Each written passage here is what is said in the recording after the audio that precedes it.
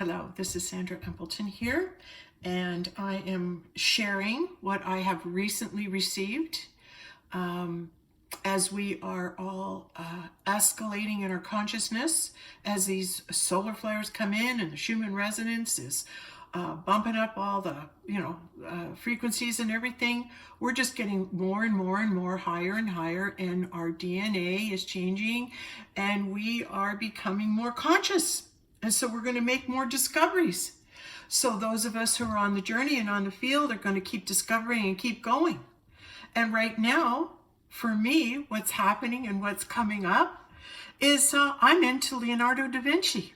All I am getting in the last little while is Leonardo Da Vinci. Leonardo Da Vinci. I just did a video about the Salvator Mundi. A couple weeks have gone by and now I'm getting more information about the most famous painting in the world. And I'll show it to you.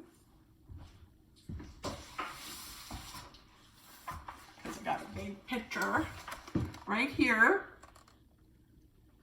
And you know I'm pointing to the Mona Lisa. Okay?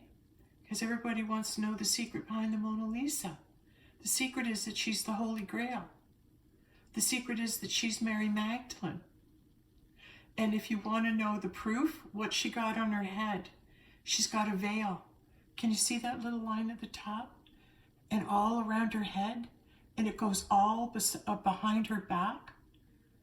She's underneath a veil. In the heavenly kingdom, in the realm, in the eternal realm, the Mona Lisa is Mary Magdalene. And this is her portrait. And this is what she looks like. He's painted the Holy Grail so you can see her and know that the Holy Grail is his wife. Because in making this declaration and statement and painting the Holy Grail, how would Leonardo da Vinci know she was the Holy Grail? It's because he's the Christ. Now, how can we be sure that this is a true thing? The answers are not in this dimension. The answers are found in the heavenly kingdom, in the higher realms and the higher dimensions. That's where the answer lies. Because in this plane, she is Lisa, the wife of a silk merchant, but under the veil, she's under the veil. She's the Mona Lisa. In another dimension, she's Mary Magdalene, Jesus' wife. And he's showing you, he is giving you the picture of the Holy Grail. He's showing you what the Holy Grail looks like. And Mona Lisa is the Holy Grail. And the proof of it is what's the most famous painting in the world? What's the most famous painting in the world? The cup. The Grail. She's made her appearance. And in the non-linear world, the realm of the conscious world, all things are known in consciousness. And everything in consciousness leaves a fingerprint, a thumbnail, an energetic blueprint. So who you are and where you've been in eternity, it stays with you. You have an energy and it belongs to you. The energy of the Grail, the energy of Mary Magdalene continues on in eternity, and she becomes the silk merchant's wife. Lisa Giovanni, I think. I'm going to get better at all the names and everything. But he's actually painting her because he knows that she is his twin flame and she's the Holy Grail. In another dimension, that's who she is. And he knows that because he's the Christ. Why do you think he painted her and never gave the painting handed the painting over? Why did he take that painting with him for 16 years? He carried it everywhere. He kept painting it. Why? It's still alive. He never finished it because it's still alive in the eternal realm.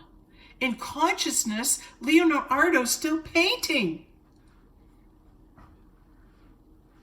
That's why his works aren't finished. They're not done.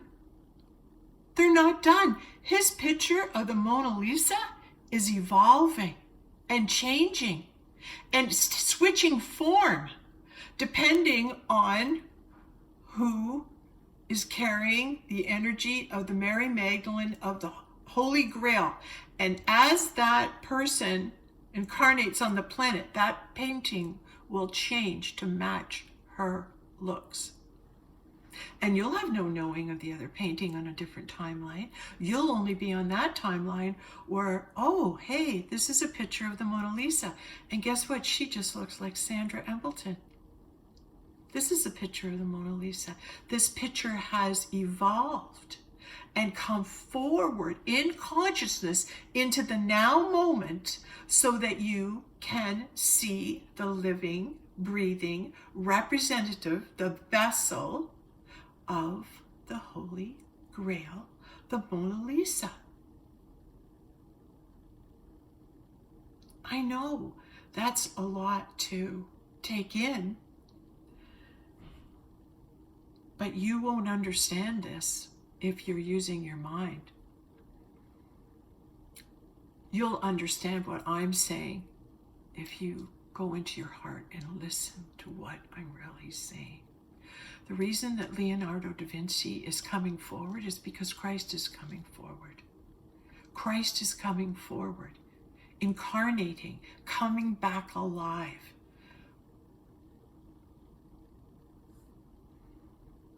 I'm not going to go into the argument of Christ is the consciousness, we all have it. Of course we do. We all know that. We're beyond that. Now we're into how can Leonardo's paintings become alive and be in the now time? Because everything is now. Past, present, and future. Everything can be calibrated now because of the blueprint it leaves in history. And as a collective one, if you can vibrate and learn and be God's vessel and keep studying and studying and you attract miracles with your vibration. You attract people to you with the frequency that you put out into the world. But if you know thyself and you know who you are because you've had to learn it, you can't unknow it. The search for the Holy Grail is ongoing. Okay, wrap this around your head. All the knights that left the round table in search of the Holy Grail are still out there searching. They're still out there searching until they find her. And they will find her. They will come home. They will find their heart's content, because she is the mirror. She's the God mirror. And this is happening. The search for the Holy Grail is happening right now. Now, how do you know if you're maybe one of the knights? One of the knights of the round table. One of the Templar knights that protected the Grail. How would you know that? This video and the energetic frequency being emitted is your clue. It's your blueprint. And it is a truth. It becomes your truth and a universal truth if it is revealed to you. If it is revealed to you. I have had the information come and been revealed to me that the Mona Lisa is Jesus' twin flame. And Mary and Joshua ben Joseph come together again and again and again as the Adam and Eve, as the Anthony Cleopatra, as the Mary and Joshua, as the Holy Grail, Guinevere, and I want to say Arthur, but it's Galahad. There's more work I have that I will share, but I'm not going to make this video about that right now. What I'm sharing with you is that we change form. Energy changes form. But the blueprint, but the resonating energy that comes off of us and out of us, the frequency that we always emit stays the same. And that's how we're known.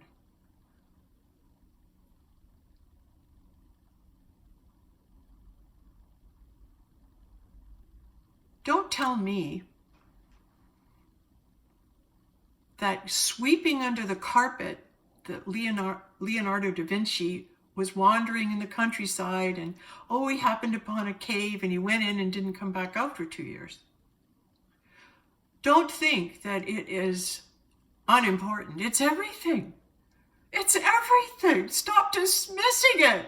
Sweeping it like, oh, no, it never happened and who knows. People don't even mention or talk about it because they don't have a clue the significance of what happened. He went as Christ. Leonardo da Vinci left dimensions.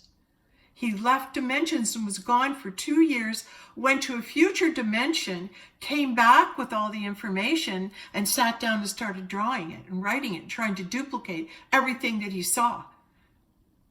That was his gift. He was a genius. He's the Christ going past, present, future, bringing into his now time all the information he can to help humanity. What's the other message in Leonardo da Vinci's paintings? The galactics, the John the Baptist, mirroring the pictures and the alien forms show up in the Madonna of the Rocks, Virgin of the Rocks, putting the pictures together and an alien face shows up. What is Leonardo da Vinci telling you? The Shroud of Turin. He's telling you, hey, it's me, it's Jesus. But you can't say that because it can't be heard. Not in the lower vibrational frequencies. It cannot be heard. It cannot be known. But for those with eyes to see and ears to hear, they can see it. Some people can see and will hear what I'm saying. And a little bell inside of them is going, oh my God, does that ever make perfect sense? How could he be painted like that? His works are so mathematically complex. Another puzzle piece came when I was watching David Wilcox, and he was talking about the different Hindu gods, and I've got it written down. I'm going to get it. It's important. I took notes. And here we go. Mahadeva, the great Mahadeva. And this being, if you watch David Wilcox's latest video, he'll explain it. And you can get the accurate information there. I'm not as much as, I'm more trying to get across that one of the things that is shows that this god, Mahadeva, is a god, is that the face and the body are constantly looking at you anywhere you are in the room. All right? And that idea, if you, there's some videos on the Mona Lisa and Leonardo da Vinci where they did an X-ray and they showed what was underneath the X-ray of the pictures. The one of John the Baptist, he's got his finger pointing up. But when they strip away the paint and they do the X-ray and they look underneath, he's whirling his hand, he's moving his hand. And his hand is moving so fast you can see 10 different faces of the same person. So he's saying, I am that God. I am that Hindu God. John the Baptist is that Hindu God. That's what he's saying, and he's pointing up, right? Into the heavens, into the higher dimensions. I'm that God. And all those many faces, that concept of being that God is in the Mona Lisa. Because one of the mysteries they say is that anywhere that you see her, anywhere you stand in the room, right, is how you see it. That's because she's got many faces. That's because whatever direction you're looking at her, right? She follows you around the room. Underneath the paintings, it's moving. It's moving. She's alive, and the light reflects it and brings the painting to life. But it's also saying, I am that God. I am that goddess.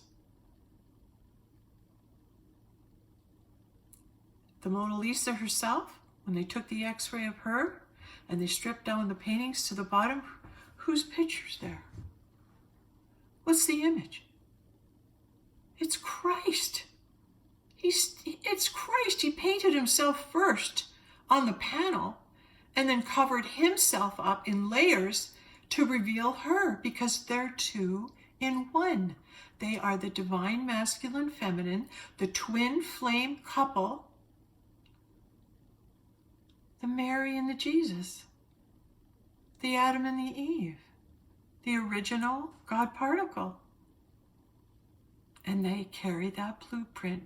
And whenever, I guess Da Vinci or Christ or Dave or whoever gets the urge to go out and paint, right? It would be he would be guided. He would learn and take all his information that he downloaded in the other dimensions, and he would learn how to manipulate and to work light, the chiaroscuro. He would learn to do that, so the painting would come alive. And again, I will reiterate, the reason the paintings are not finished is because they're not. It's ongoing. The being that is Leonardo da Vinci is the Christ being that never leaves us. That being is all time. It will come and go, but that being will stay. Get that? Will come and go, but that being will stay. It's permanent. It's always there for us, creating and giving to us. It's the Christ. The Christ never leaves us. All right, I can tell you this too, and I'm going out there because really, I haven't sat down and written a dissertation on this. I might, oh yeah, this is my work and all that. I'm more interested in planting this idea in the conscious mind so you can play with it. So that you can do some work and think about it and see if it fits for you and see if this is something that you believe is worth hearing, is worth learning, is worth knowing. I'm a big fan of Dr. David Hawkins. I watch him a lot. Man, is that guy, he knows it. He's got it. He says things and I just, wow, it just hits me. It's just hits me. The basic understanding comes from consciousness itself. Dr. David Hawkins. The basic understanding comes from consciousness itself. In other words, the understanding of what I'm saying and the ramifications of it, I'm conscious of that. But it's no fun doing this journey by yourself. It's way more fun if other people are conscious of it too. Right? If we can discover this together. Because the answers exist in consciousness. And they come to us. They come to us. Everything exists here now. Everything that ever has been, every thought that was ever thought, all exists in the consciousness. You just have to access it. You just have to access it. And when it's revealed to you, you just have to share it. And that's what I'm doing. I'm sharing it. I'm sharing things. And I want to go right out there. And when don't I? I had the validation of a manifestation into the physical of the return of the Christ. He came and visited me on Wednesday. And he looked exactly like the way I remembered Christ looking, only he was 25, not 50, 52.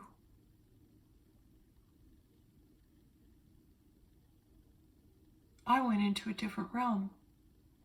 Christ revealed himself to me on Wednesday.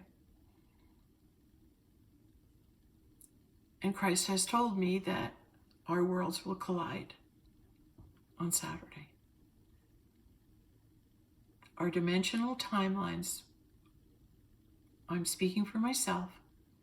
If this happens for others, that's wonderful. But I'm believing that if the time is right and the frequencies are high enough, that there will be a reunion of Christ and Mary Magdalene, the Christ in the cup, this Saturday. And I have no problem saying that because I'm not trying to be right. I'm just trying to tell you, I'm believing that this is what's going to happen. And you know what amazing hope this will generate? Can you imagine when it is known in the consciousness? And that's the beauty of it, is that when you go into the higher dimensions, you don't have to prove you're right. You know it. You receive the knowing from consciousness. That's why it's very hard to deal with people who are studying these paintings and only think scholastically. They're only using their mind.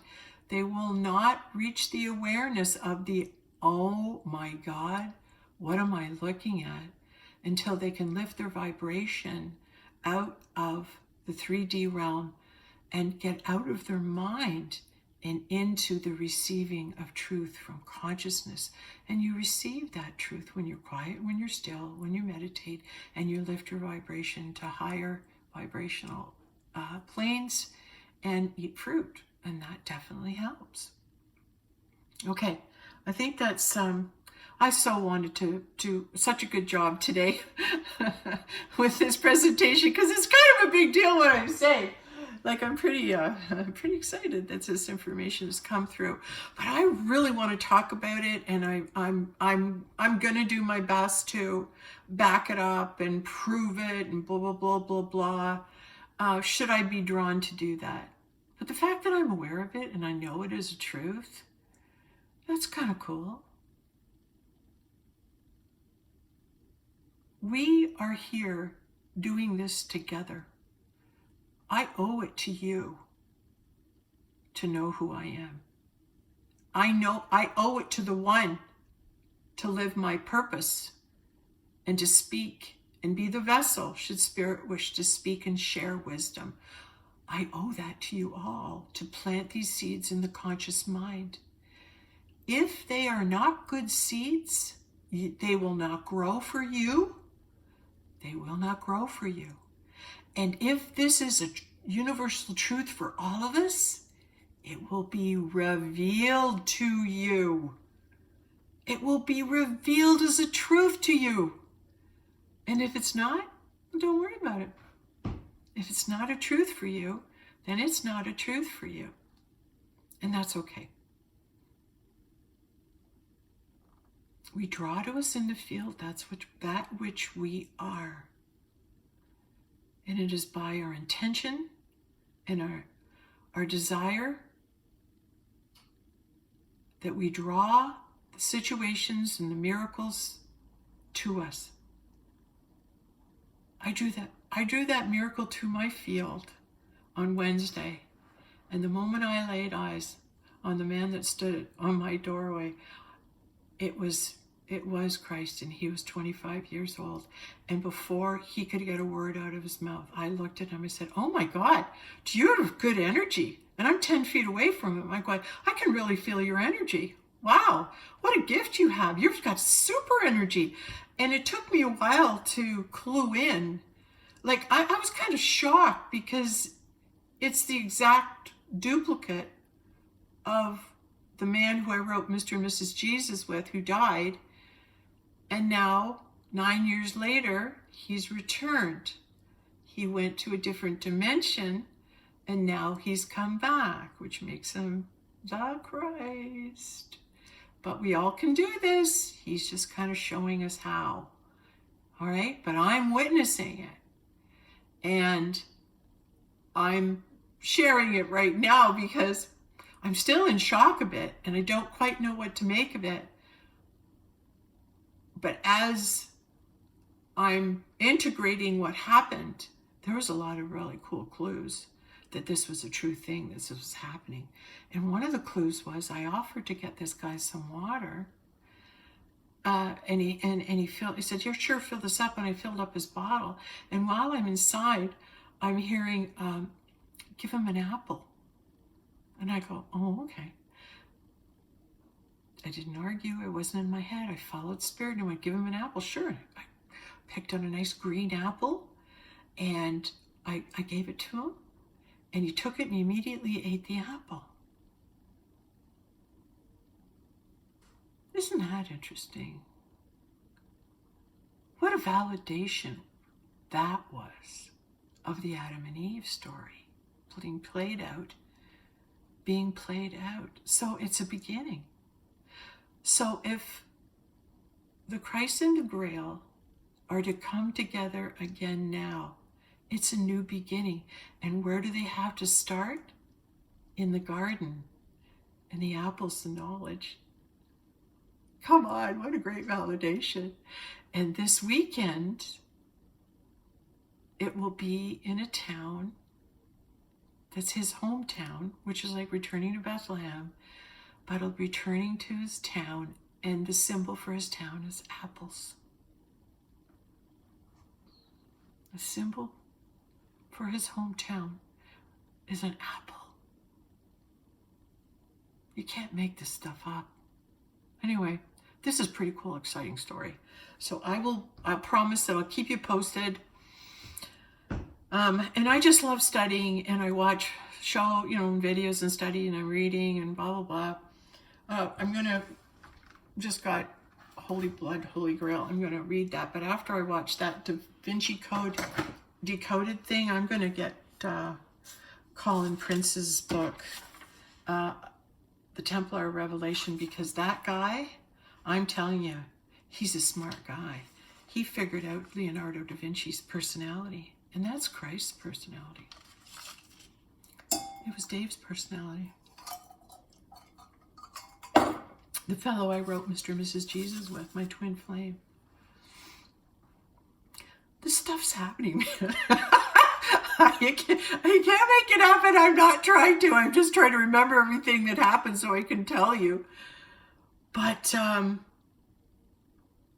won't it be great if I get some of these scholars, like, who do have great information, they're a wealth of information, but wouldn't it be wonderful if we could take some of these scholars who've been studying Leonardo's work all their life and get them vibrating high enough that they can see this as a truth, and they'll be like, because they're waiting for the secrets. Oh, the secret is, what's your secret, Mona Lisa? I'm the Holy Grail, and my husband and I are galactics. We're not from here. Neither are you. And if you could actually go, oh, wow, well, that would explain this and this and this and this and this. And that would explain why Jesus and Mary are always complementing each other in a twin flame complementary relationship where they manifest together as the one at a certain time in history to elevate love frequencies on the planet, but also to inform, to educate, to help everybody, to say, we're going to give you this information. And even though we're giving it to you, we know, hey, wait, you might not all get it, but my intention isn't to stand here to lie to you, to make money from you, to ask anything from you. I'm sharing this because I'm part of the one. And I'm doing my job, figuring out who I am and finding things. And even maybe before I've got all the right conclusive evidence to back up my theory, maybe I can just tell you this and it'll go into the Christ conscious mind, and maybe that's enough. Maybe that's just enough. Because it seems to be what I can be doing. But I will tell you, I'm so excited. This Leonardo stuff, I know I'm going to get more downloads on John the Baptist, so I'm really getting John the Baptist and Jesus were brothers. I'm getting that big time. Why else would Da Vinci show us Madonna of the Rocks? And they're in a cave, right? And there's 2 boys and 1 mom. Who's their mama? There's some stuff. And also the Madonna of the Rocks, when you look at it, I also got the message that it's what he saw in the cave looking out, right?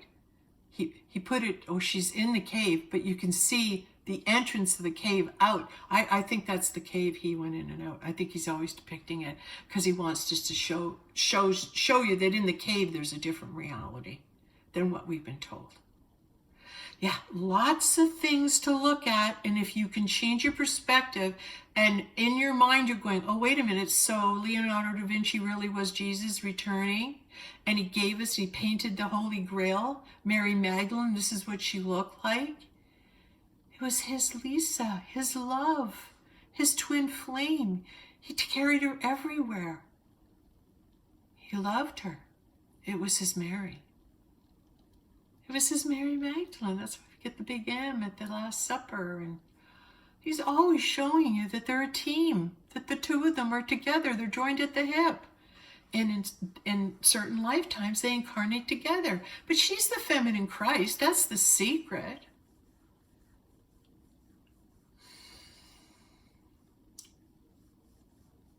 That's why he wanted her to run the church because he could still run the church because he'd be in her. But now he's coming out and he's taken on form. And the form showed up on Wednesday, but I'm wondering if there'll be a new form on Saturday or the same one. I'll keep you posted because this is just the second coming of Christ. That's all. It's no big deal. Okay, thanks. Bye.